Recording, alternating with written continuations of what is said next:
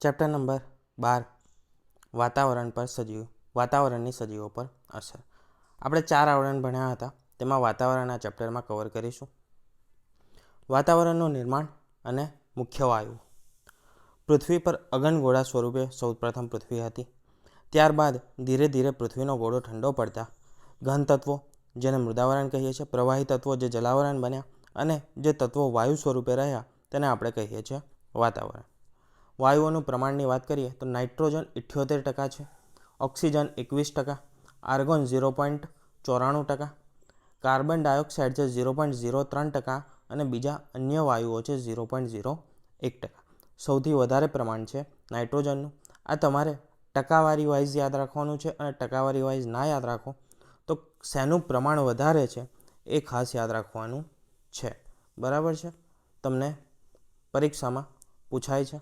તો આટલે સુધી તો ખાસ યાદ રાખજો: નાઇટ્રોજન, ઓક્સિજન, આર્ગન અને કાર્બન ડાયોક્સાઇડ. એક મહત્ત્વની વાત લઈએ તો પૃથ્વીની સપાટીથી 32 કિલોમીટરની ઊંચાઈ સુધીમાં 99% હવા સમાયેલી છે. એટલે કે ધારો કે 100 ગ્રામ હવા છે પૃથ્વીના વાતાવરણમાં, તો 99 ગ્રામ જેટલી હવા માત્ર 32 કિલોમીટરની ઊંચાઈ સુધી સમાયેલી છે. વાતાવરણના સ્તરની રચના જોઈ લઈએ તો સ્તરમાં આપણે ક્ષોભમંડળ સૌપ્રથમ, પછી સમતાપ આવરણ, મધ્ય આવરણ અને બાહ્ય આવરણ. આટલી ટોટલ વસ્તુઓ આપણે જોઈએ છે. સમતાપ આવરણમાં હવા સ્વચ્છ હોવાથી વિમાનો ઉડવા માટે અનુકૂળ છે. અહીંયા આ જે સ્તર છે ત્યાં આગળ વાદળો કે પછી ભેજ અને વરસાદી અને ચક્રવાતી જે પણ ગતિવિધિ છે તેનો અભાવ હોય છે. એ તમામ ગતિવિધિ ક્ષોભ સીમાની અંદર થઈ જાય છે. એટલા માટે જે ફાઇટર જેટ વિમાન છે, બીજા જે પણ વિમાન છે, તેના માટે સૌથી અનુકૂળ આવરણ છે સમતાપ આવરણ. સૌપ્રથમ આવે છે ક્ષોભમંડળ. વાતાવરણના તમામ તોફાનો કઈ થાય છે? અહીંયા થાય છે. તમામ પ્રકારની પ્રવૃત્તિઓ, એક્ટિવિટીઝ, દરેક વસ્તુ ક્ષોભ આવરણમાં થાય છે. અને તે ક્યાં સુધી ફેલાયેલું છે? તો 12થી લઈને 16 કિલોમીટર સુધી ફેલાયેલું છે. જે વિષુવવૃત્ત છે ત્યાં 16થી લઈને 18 કિલોમીટર સુધી પણ ફેલાયેલું હોય છે. અને જે ધ્રુવ છે ત્યાં આગળ 10થી 12 કિલોમીટર સુધીની તેની સીમા હોય છે. પૃથ્વીની સપાટીથી ઉપરની વાત કરતા છે.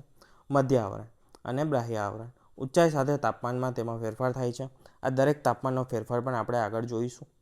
ઓઝોન સ્તર પારજાંબલી કિરણોનું શોષણ કરે છે. તે ક્યાં આવેલું છે? તે સમતાપ આવરણમાં આવેલું છે. હવે વાત કરીએ જે સ્તર છે તેનો તુલનાત્મક અભ્યાસ કરીએ, જેથી આપણને યાદ રહી જાય.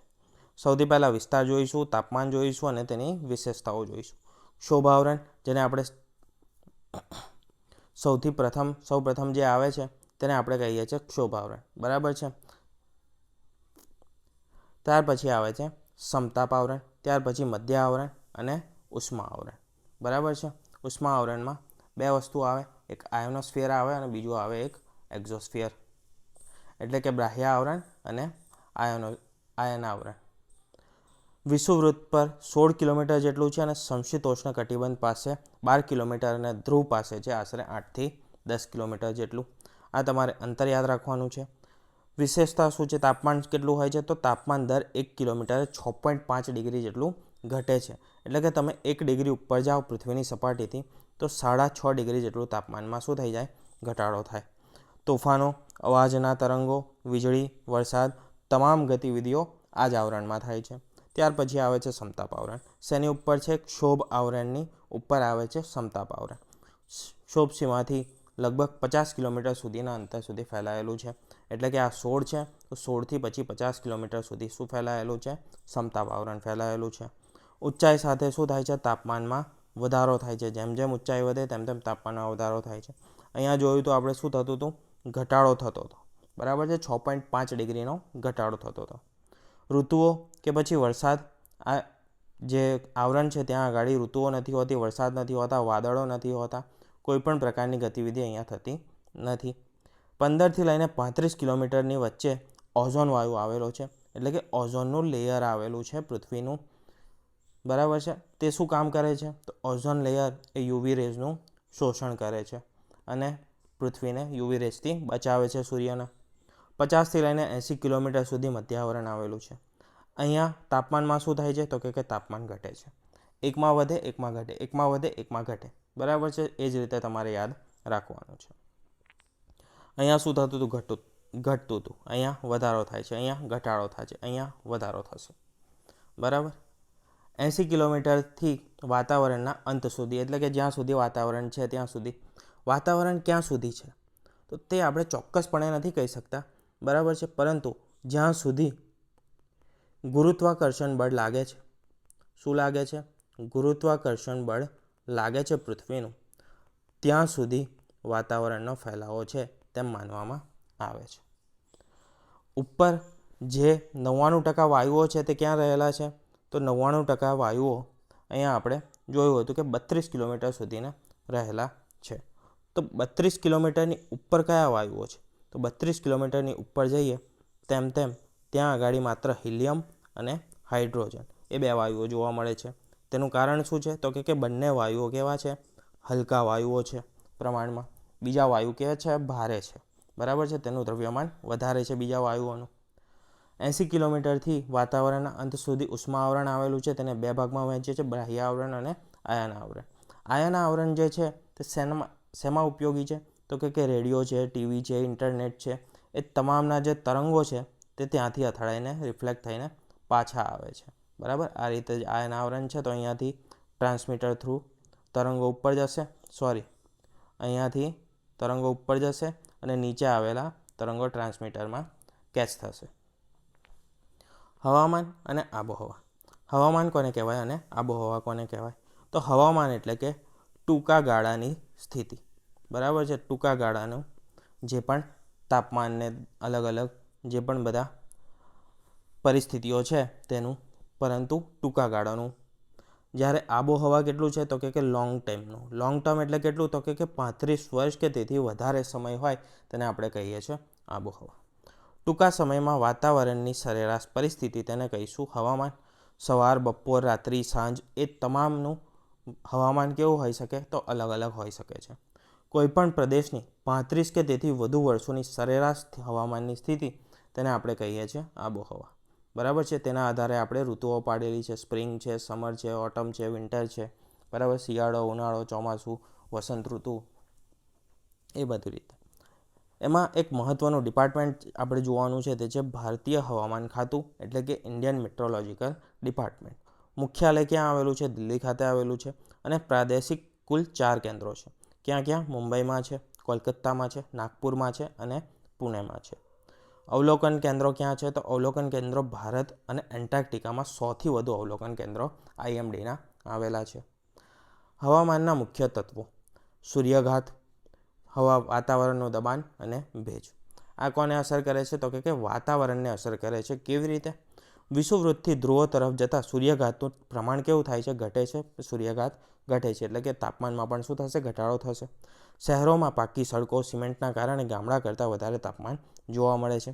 કારણ કે આ જે તમામ વસ્તુઓ છે, ઘરો છે, સડકો છે, પાકી સિમેન્ટના જે પણ બાંધકામો છે, ઇન્ફ્રાસ્ટ્રક્ચર, તે શું કરે છે? શોષણ કરે છે હીટનું. બરાબર છે. તાપનું શું કરે છે? શોષણ કરે છે. તેના કારણે શહેરનું તાપમાન વધારે હોય છે. એવી જ રીતે જે વિષુવવૃત્ત છે ત્યાં આગળ સૂર્યના કિરણો કેવા પડે? સીધા પડે. તો ત્યાં કેવું હશે? તાપમાન વધારે હશે. તાપમાન વધારે હશે તો વાતાવરણમાં જે વાયુઓ છે તે કેવા થશે? પાતળા થશે. બરાબર છે. પાતળા થશે. અને પાતળા અને જે હલકા વાયુઓ છે તે ક્યાં ચડશે? તો ઉપર ચડશે. એટલે કે પોતાની જગ્યા થોડી વધારે રાખશે. બરાબર. અહીંયા જો 35,000 કિલોમીટર સુધીનું વાતાવરણ છે તો ધ્રુવો પર કેવું હશે? ઓછું હશે. બરાબર. જેમ કે જે આપણે શોભાવરણ ભણ્યા હતા તે અહીંયા કેટલું હતું? તો કે આશરે 18થી 20 કિલોમીટર સુધીનું હતું. જ્યારે ધ્રુવો પર શું છે? ઠંડી છે. ઠંડીમાં વાયુ કેવા થઈ જાય? ભારે થઈ જાય. ભારે વાયુઓ ક્યાં રહે? જમીન પાસે રહે. બરાબર. તેના કારણે ત્યાં આગળ વાતાવરણનો જે ફેલાવો છે તે ઘટી જશે. બરાબર છે. વાતાવરણનો ફેલાવોમાં ઘટાડો આવશે. તો અહીંયા જો શોભાવરણ 20 કિલોમીટર સુધી છે તો અહીંયા 8થી લઈને 10 કિલોમીટર સુધી હશે. એવી જ રીતે વાતાવરણનું દબાણ પણ અસર કરે છે. વાતાવરણનું દબાણ એટલે કે સમુદ્રની સપાટી પર સૌથી વધારે હોય છે અને ઊંચાઈ તરફ જતાં ઘટે છે. વાતાવરણનું દબાણ એટલે બીજું કાંઈ નહીં પરંતુ પૃથ્વીની આસપાસમાં જે પણ વાયુઓ રહેલા છે તે પૃથ્વીના મૃદાવરણ પર અને આસપાસની વસ્તુઓ પર શું કરશે? દબાણ કરશે. તેને આપણે ગણીએ છીએ વાતાવરણનું દબાણ. બરાબર છે. વાતાવરણના દબાણને આપણે શેમાં માપીએ છીએ તે તમને ખ્યાલ હોય ને તો મને કમેન્ટમાં જણાવજો. ગરમ પ્રદેશો પર હવા દબાણ કેવું હોય છે? હલકું હોય છે, કારણ કે ગરમ પ્રદેશો પર હવા કેવી હોય? હલકી હોય, પાતળી હોય અને તે ઉપર ચડે. હવા ઉપર ચડશે તો નીચે શું થશે? નીચે દબાણ હલકું થઈ જશે, દબાણ ઘટશે, પ્રેશર ઓછું થઈ જશે. હવા ગરમ થાય છે અને ઊંચે જાય છે તેટલા માટે. ઠંડા પ્રદેશો પર કેવું હશે? તો કે ભારે દબાણ હશે. એનું રીઝન આપણે હમણાં જ તાપમાન સાથે પણ સમજી ગયા. હવે છે ભેજ. તો ભેજ સમુદ્ર અને જળાશયોના પાણીનું બાષ્પીભવન થઈને હવામાં જે વરાળ ભરે છે તેને આપણે શું કહીએ છીએ? ભેજ કહીએ છીએ. જે ઉપર જઈને ઠરી જાય છે અને વરસાદ સ્વરૂપે પાછી નીચે આવે છે. તે ઘનીભવન પામીને વરસાદ સ્વરૂપે વરસે છે. પવનોનું વર્ગીકરણ. તો પવનોના મુખ્ય આપણે 3 વર્ગીકરણ કરીએ છીએ: કાયમી પવનો, મોસમી પવનો અને દૈનિક કે પછી સ્થાનિક પવનો. કાયમી પવનોને આપણે 3 પ્રકારમાં વહેંચીએ છીએ: વ્યાપારી, પશ્ચિમીય પવનો અને ધ્રુવીય પવનો. પવનની સૌપ્રથમ વ્યાખ્યા શું છે? તો પૃથ્વીની આજુબાજુમાં આવેલી પૃથ્વીની આજુબાજુમાં બધા વાયુઓ શું છે? વાતાવરણમાં વીંટળાયેલા છે. બરાબર છે. તો વીંટળાઈને આવેલી પણ કેવી? ગતિશીલ હવાને આપણે પવન કહીએ છીએ. કેવી હોવી જોઈએ? ગતિમાં હોવી જોઈએ, તેની સ્પીડ હોવી જોઈએ. મોસમી પવનો કયા છે? તો ઉનાળાના મોસમી પવનો, શિયાળાના, દરિયાઈ અથવા તો જમીની લહેરો, તેને આપણે કહીએ છીએ મોસમી પવનો. દૈનિક કે પછી સ્થાનિક પવનો. તો પર્વતની ખીણની લહેરો, લૂ, શીતલહેર, તેને આપણે કહીશું દૈનિક અથવા તો સ્થાનિક પવનો. કાયમી પવનો કેવા હોય? તો કે કાયમ માટે વહેતા હોય. બરાબર છે. તેનું સ્થાન નક્કી હોય. સ્થાન કેવું હોય? ફિક્સ હોય. દિશા પણ કેવી હોય? ફિક્સ હોય. એક જ દિશામાં એક જ સ્થાન પર કાયમી વહેતા પવનોને આપણે કહીશું કાયમી પવનો. મોસમી પવનો એટલે કે ઋતુ પ્રમાણે અમુક જગ્યાએ જે પવનો વહે છે તેને આપણે કહીશું મોસમી પવનો. જેમ કે ચોમાસાના મોસમી પવનો આપણે કહીએ છીએ. નૈઋત્યના જે પવનો છે તે વરસાદ લાવે છે ભારતમાં, એવું કહીએ છીએ. બરાબર છે. પછી ઠંડી કોણ લાવે છે? બરાબર, ઠંડી ઈશાનના પવનો જે આવે છે ઈશાન દિશામાંથી, તે ના. કયા પવનો ઠંડી લાવે? વાયવ્ય દિશામાંથી જે પવનો આવે છે તે ઠંડી લાવે છે. મહત્ત્વના સાધનો. દિશા જાણવાના સાધનોમાં પવન દિશા દર્શક હોય છે અને ઝડપ માપવા માટે પવન વેગ માપક. તેને આપણે શું કહીએ છીએ? આ તમને ગુજરાતી નહીં પૂછાય, શું પૂછાશે? ઇંગ્લિશ પૂછાશે. અને ખાસ કરીને એનેમોમીટર જે છે તે તમને ઘણી વખત પૂછાઈ પણ ગયું છે આપણી પરીક્ષાઓમાં. તો શેના માટે વપરાય છે? પવનનો વેગ માપવા માટે વપરાય છે એનેમોમીટર. ખાસ યાદ રાખજો, 2 સ્ટાર કરેલા છે અહીંયા. પછી છેલ્લે જે દૈનિક અને સ્થાનિક પવનો છે, નામ પરથી તમને ખ્યાલ આવતો હશે કે કોઈ પણ સ્પેસિફિક જગ્યાના લોકલ વિન્ડ્સ તેને કહીએ. જેમ કે લૂ એ ભારતમાં વાય છે. બરાબર છે. અને કયા સમયે વાય છે? તો કે ઉનાળાના સમયે, ગરમીની સિઝનમાં, ઉનાળામાં જે ગરમ પવન વાય તેને શું કહીએ છીએ? લૂ કહીએ છીએ. એવા જ ગરમ પવનો યુએસએમાં ચિનૂક તરીકે ઓળખવામાં આવે છે. તો આ જે અલગ અલગ નામના પવનો છે તેને આપણે કહીશું દૈનિક અથવા તો સ્થાનિક પવનો, જે સ્પેસિફિક સમયે અને સ્પેસિફિક જગ્યાએ વહે છે. મોસમી પવનો અને ચક્રવાત. તો મોસમી પવનો આપણે હમણાં જ જોઈ ગયા. શું છે? શબ્દની ઉત્પત્તિ તો કે અરબી શબ્દ મોસમ પરથી થયો છે. મોસમી શબ્દનો ઉત્પત્તિ થઈ છે. વિસ્તાર કયો છે? તો મુખ્ય વિસ્તાર છે ભારત, મ્યાનમાર, બાંગ્લાદેશ, નેપાળ, શ્રીલંકા, એ બધા વિસ્તારના દેશો છે. એટલે કે જે પણ વિસ્તાર વિષુવવૃત્તની નજીકમાં આવેલો છે અને દરિયાની પાણીની નજીકમાં આવેલો છે વિષુવવૃત્તના, એ બધા વિસ્તારમાં મોસમી પવનો સૌથી વધારે પ્રમાણમાં વહે છે. અને આ દેશોને મોસમી પવનોના દેશ તરીકે પણ ઓળખવામાં આવે છે. ઉનાળામાં નૈઋત્યના પવનો એટલે કે સાઉથ વેસ્ટ અને શિયાળામાં ઈશાન ખૂણેથી વાતા પવનો. શિયાળામાં ઉપરથી વાય અને જે મેં કીધા હતા કયા? વાયવ્યના. તો જે આ બાજુથી પવનો આવે છે તે શિયાળામાં શું કરે છે? શિયાળામાં વરસાદ કરે છે. કયા પ્રદેશમાં? આ પ્રદેશોમાં. બરાબર. તેને આપણે કહીએ છીએ કમોસમી વરસાદ. એ કઈ દિશામાંથી વાય છે? વાયવ્ય દિશામાંથી. આ કયા આવશે? ઈશાન દિશામાંથી, એટલે કે આ બાજુથી. બરાબર. આ ઉપરથી જે બતાવેલા છે તેને ઈશાન દિશામાંથી. અને આ જે નીચેથી આવતા છે તે કયા છે? એ નૈઋત્યના પવનો છે. બીજું એક મહત્ત્વની વસ્તુ છે ચક્રવૃત્ત ચક્રવાત અને વાવાઝોડું.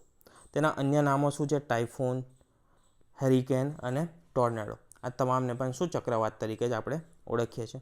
પવનની ગતિ સામાન્ય કરતાં વધારે થઈ જાય, 60થી લઈને 80 કિલોમીટરની ગતિ હોય તેવા તોફાની પવનો કહેવામાં આવે.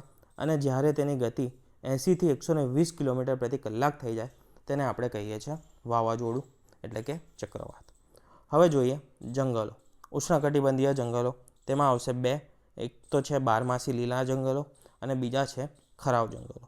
ઘટાદાર હોય છે બારમાસી લીલા જંગલો. પાંદડા એક સાથે ક્યારેય પણ ખરતા નથી. જ્યારે પણ કોઈ પણ સિઝનમાં તમે જોશો આ રીતે ભરાવદાર અને લીલાછમ રહે છે. ભારતના આંદામાન નિકોબાર ટાપુ દ્વીપ સમૂહોમાં મુખ્યત્વે જોવા મળે છે. બીજા પશ્ચિમી ઘાટમાં પણ આ પ્રકારના જંગલો આવેલા છે ભારતમાં. ઉપરાંત મેઘાલય બાજુ પણ આ પ્રકારના જંગલો જોવા મળે છે. રોઝવુડ, અબનુસ અને મહોગની એ મુખ્ય છે. મેઘાલય નહીં રાખતા, પશ્ચિમી ઘાટ, આંદામાન નિકોબાર દ્વીપ સમૂહ એટલું યાદ રાખજો. બરાબર છે, કારણ કે વિષુવવૃત્તની નજીકવાળો પ્રદેશ છે. આ જે જંગલોનો આખો આપણે વિસ્તારને એ ભણીએ છીએ ને તેને આપણે એક થિયરીથી ભણીએ છીએ, તેને કહીએ છીએ કોપન્સ થિયરી, કોપન્સ ડિસ્ટ્રીબ્યુશન ઓફ ફોરેસ્ટ. બરાબર. કોપને શું આપ્યું હતું? તો ફોરેસ્ટનું ડિસ્ટ્રીબ્યુશન નહોતું આપ્યું, પરંતુ કોપને આપ્યું હતું ક્લાઇમેટિક ઝોનનું ડિસ્ટ્રીબ્યુશન. પરંતુ આ જે ક્લાઇમેટિક ઝોન છે તેના સાથે શું સંકળાયેલું છે? જંગલો પણ સંકળાયેલા છે. કેમ કે જંગલોમાં જે ત્યાંની આબોહવા જે પ્રકારની હશે તે જ પ્રકારે શું થશે? ત્યાં આગળ જંગલ ઉગશે. ઉષ્ણકટિબંધ છે તો ત્યાં તાપમાન વધારે હશે, વરસાદનું પ્રમાણ પણ વધારે હશે. બરાબર. એટલે કોપનનો જે ક્લાઇમેટિક ઝોનનો થિયરી છે, એક જે ક્લાઇમેટિક ઝોનનું ડિસ્ટ્રીબ્યુશન છે તેના આધારે આપણે ઉષ્ણકટિબંધીય જંગલોથી માંડીને બીજા તમામ પ્રકારના જંગલો અને ક્લાઇમેટિક ઝોન્સ દરેક વસ્તુ આપણે લિંક કરીને યાદ રાખી શકીએ છીએ. આગળના ધોરણોમાં આપણે કવર કરીશું. ઉનાળામાં ખરાવ જંગલો ઉનાળામાં 6થી 8 અઠવાડિયા દરમિયાન શું કરે છે? પાન ખરી જાય છે, એટલે કે પાન છોડી દે છે. મુખ્ય વૃક્ષો કયા છે? શાક છે, સાલ છે, લીમડો છે, શીશમ છે. જે મજબૂત લાકડા જે છે ને તે બધા આ જંગલોમાંથી આપણને મળે છે. પ્રાણીઓ તો કે વાઘ, એશિયાઈ સિંહ, હાથી, સોનેરી વાંદરા અને માકડું. સમશીતોષ્ણ અને ભૂમધ્ય સાગરના જંગલો. સમશીતોષ્ણ 12 માસ લીલા. તો તેમાં શું હોય છે? તાપમાન કેવું હોય છે? સરખું હોય છે, સમ હોય છે. અને વરસાદનું પ્રમાણ કેવું હોય છે? વધારે હોય છે. તાપમાન ના બહુ વધારે ના બહુ ઓછું, એટલે કે મીડિયમ હોય છે. વૃક્ષોમાં વાંસ, ચીડ અને નીલગિરી, હાથી, એકશિંગી ગેંડો પ્રકારના પ્રાણીઓ જોવા મળે છે. સમશીતોષ્ણ ખરાવ જંગલો કર્કવૃતની ઉત્તરે અને મકરવૃતની દક્ષિણે જોવા મળે છે. ઓક અને મેપલ જેવા વૃક્ષો ત્યાં જોવા મળે છે. અને પ્રાણીઓમાં હરણ, શિયાળ, વરુ જેવા પ્રાણીઓ તે જંગલોમાં મળે છે. ભૂમધ્ય સાગરના જંગલો તે ઉનાળામાં ગરમ અને શુષ્ક હોય છે, જ્યારે શિયાળામાં ઠંડા અને ભેજવાળા હોય છે. સંતરા, અંજીર, ઓલિવ, દ્રાક્ષ તેવા જે ખાટા ફળો છે, વિટામિન સી ધરાવતા ખાટા ફળો છે, તે આ પ્રકારના જંગલોમાં જોવા મળે છે. શંકુદ્રમ જંગલો આ સૌથી સહેલા છે યાદ રાખવા, કારણ કે નામ જ છે શંકુદ્રમ જંગલો, એટલે કે શંકુ આકારના ઝાડ હશે. અને ક્યાં જોવા મળશે? મુખ્યત્વે પર્વતીય વિસ્તારોમાં જોવા મળશે. ભૌગોલિક સ્થાન અને આબોહવા 50 ડિગ્રી ઉત્તરથી લઈને 70 ડિગ્રી ઉત્તર અક્ષાંશના ઊંચા પર્વતીય વિસ્તારોમાં મુખ્યત્વે જોવા મળે છે. ભારત તો આ અક્ષાંશોમાં નથી આવતો, પરંતુ ભારતમાં શું આવે છે? તો ભારતમાં આવેલો છે હિમાલય. તો હિમાલયના તળેટીઓમાં અને હિમાલય પર આ પ્રકારના જંગલો મુખ્યત્વે જોવા મળે છે. શીત એટલે કે કોલ્ડ આબોહવા, ઠંડકવાળી આબોહવા મુખ્ય છે જંગલો માટે. વનસ્પતિ અને તેની ઉપયોગિતાની વાત કરીએ તો મુખ્ય વૃક્ષોમાં ચીડ છે, દેવદાર છે, ફર છે. લાકડું તેનું નરમ અને પોચું હોવાથી કાગળ, દીવાસળી અને પેકિંગ માટે ઉપયોગી છે. વન્યજીવનની વાત કરીએ તો ધ્રુવીય રીંછ એટલે કે પોલાર બેર અને કસ્તુરી મૃગ, યાક વગેરે જેવા પ્રાણીઓ વન્યજીવન જોવા મળે છે. વિશ્વ અને ગુજરાતના ઘાસના મેદાનો. ઉષ્ણકટિબંધીય ઘાસના મેદાનો. ત્યાં ઘાસની લંબાઈ હોય છે 3થી 4 મીટર જેટલું ઊંચું, અને તેનું ઉદાહરણ છે સૌથી મોટું તમે સાંભળ્યું હશે વિશ્વનું વિખ્યાત સવાના. બરાબર છે, સવાનાના ઘાસના મેદાનો તમે સાંભળ્યા હશે. સિંહ, ચિત્તો, હાથી, ઝીબ્રા, જીરાફ જેવા પ્રાણીઓ આ વિસ્તારમાં જોવા મળે છે. સમશીતોષ્ણ ઘાસના મેદાનો ટૂંકું અને પૌષ્ટિક ઘાસ હોય છે. ગુજરાતના સંદર્ભમાં વાત કરીએ તો ભાવનગરના વેળાવદર અને કચ્છના બન્ની જે વિસ્તાર છે ત્યાં આગળ જે ઘાસ જોવા મળે છે તે સમશીતોષ્ણ ઘાસના મેદાન પ્રકારનું છે. જંગલી ભેંસ, બાયસન અને કાળિયાર જેવા પ્રાણીઓ આપણને જોવા મળે છે. કાંટાળી વનસ્પતિ અને વિશિષ્ટ રણજીવન સૌથી છેલ્લો પાર્ટ. તો સામાન્ય રણ પ્રદેશ જ્યાં આગળ બોરડી, થોર, બાવળ, ખીજડો વગેરે જેવી સૂકી પાણીની વધારે જરૂરિયાત ના પડતી હોય તેવી વનસ્પતિ જોવા મળે છે, તેને આપણે કહીએ છીએ સામાન્ય રણ વિસ્તાર. ઊંટ, શિયાળ અને ઝરખ જેવા પ્રાણીઓ જોવા મળે છે. બીજું એક વિશિષ્ટ પ્રકારનું છે આપણું કચ્છનું રણ, બરાબર, એ ગુજરાતમાં જ માત્ર છે. વિશ્વમાં અજોડ એવું ઘુડખર આ નાના રણમાં જોવા મળે છે. કાદવ કિચડવાળા વિસ્તારમાં સુરખાબ જોવા મળે છે, બરાબર. આ વિશિષ્ટ કેમ છે તો કે આ એક આખો ખારો પટ છે, બરાબર છે. રણ વિસ્તાર નથી પરંતુ ખારો પટ છે અને બિનફળદ્રુપ જગ્યા છે. શીતરણ અથવા તો હિમાલય, આ ક્યાં આવેલું છે? ભારતનો જે લદ્દાખવાળો વિસ્તાર છે ત્યાં આવેલું છે, તેને આપણે શીતરણ તરીકે ઓળખીએ છીએ. હિમદીપડા, ચિત્તા, પાંડા વગેરે જેવા પ્રાણીઓ જોવા મળે છે. કાશ્મીરનું પ્રખ્યાત જે પશ્મિનો બકરી છે તે અહીંયા આગળ જોવા મળે છે. સમગ્ર પ્રકરણનું આપણે રિવિઝન જોઈ લઈએ તો સૌપ્રથમ શું જોયું? વાતાવરણની સંરચના જોઈ, નાઇટ્રોજન, ઓક્સિજન, આર્ગન અને કાર્બન ડાયોક્સાઇડ, બરાબર. આ તેની માત્રાઓ જોઈ, વાયુની સંરચનાની વાતાવરણમાં કેટલા પ્રમાણમાં આવેલા છે તે. ત્યાર પછી આબોહવા અને હવામાનનો તફાવત જોયો, તેના પર અસર કરતા પરિબળો જોયા, તાપમાન છે, દબાણ છે જેવા, બરાબર છે. અને ત્રીજું હતું ભેજ. પછી પવનોની દિશા અને વરસાદનું નિર્માણ જોયું, વધુ વરસાદવાળા જંગલો જોયા, મધ્યમ વરસાદવાળા અને ઓછા વરસાદવાળા ઘાસના મેદાનો, શુષ્ક અને શંકુદ્રમ જંગલો, એટલે કે જંગલોના વિસ્તારો જોયા, જંગલોની ટાઈપ જોઈ.